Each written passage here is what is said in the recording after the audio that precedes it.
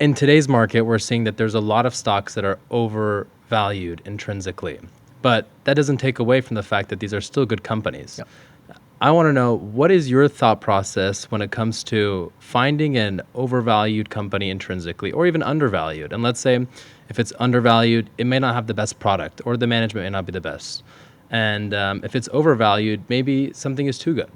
I'm just wondering, how is it that you can make a decision when obviously you want to buy an undervalued stock, but Yep. sometimes there's not necessarily the right implications to that?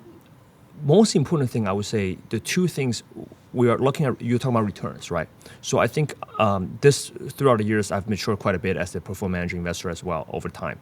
I think the most important thing I look at now is risk. Then I look at returns. So typically, I read this down a few years ago saying, if you take care of the risk, the return take care of itself. I look at risk fundamentals. There's only two things are risks: your opportunity cost. So what would you do if you did the cash for something else? And your permanent loss of capital. Not volatility, but permanent loss of capital. So it's forever gone. The company went bankrupt. The stock went down to a certain price, never recovers. The business just, at some point, it's overhyped to this value, and at some point, it just, at that certain value, it just never leaves again. And then just what the business should be at, it should be worth $1 billion instead of 25, and then just will always be that. But if you pay for 25, you permanently lost your capital, right? Because you overvalued it.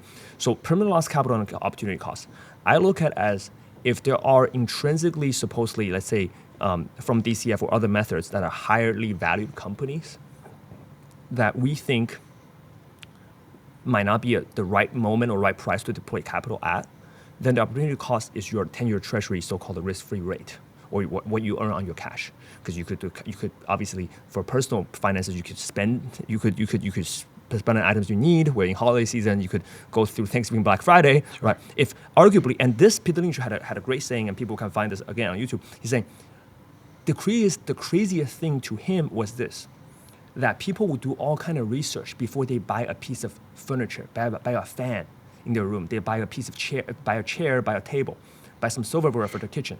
They could do all kinds of research and find the best deal, or a TV on Black Friday. They go in there, they wait in line, they score the best freaking deal. But they will buy a stock because they heard somebody talk about it on a bus. That part, Peter Lynch eloquently described it, and he's saying, why don't people do some research, right? So from a personal finance perspective, the opportunity cost sometimes can be your spending money, like to going gambling to some, meme situations or certain coins, whatever the case, and then instead of spending that $100, people just be like, oh, it's $100, I'll just throw it away. But $100 on a Chiefs game, or $100 on a Patriots game, or $100 on certain investment people speculate on, know nothing about, versus $100 buying something they actually need, or for example, $100 can buy you 5 pretty good books to read about, things like that, might be a better investment over there. So from a personal finance perspective, the first thing people should look at is, do they have their essentials taken care of, right? And then from an allocation, from an institutional or a credit investor perspective, then generally is how much can I earn on this versus what I would do in something else. A real estate investor has across residential portfolios, they might look at if their cap rate's 4%, 5%, whatever the number is. Then if they're intrinsically a business, again, stocks is a certification to own a business, that at the current valuation they determine can now no longer return them 4 or 5% compounded annual growth return, then they should invest in that real estate, right? So it depends on opportunity cost. I think that's the most important thing for people to look at it, and generally be cautious when it comes to valuations because you might not get it back. But the two key things are, again, it's not volatility though. People do think high risk is like, wow, if it drops 50 tomorrow. But if it drops 50, you should like it a little bit more if you like the business itself, because the business just got cheaper, then you can invest more, right? It's permanently at this valuation if you bought it. Would this never be worth this price?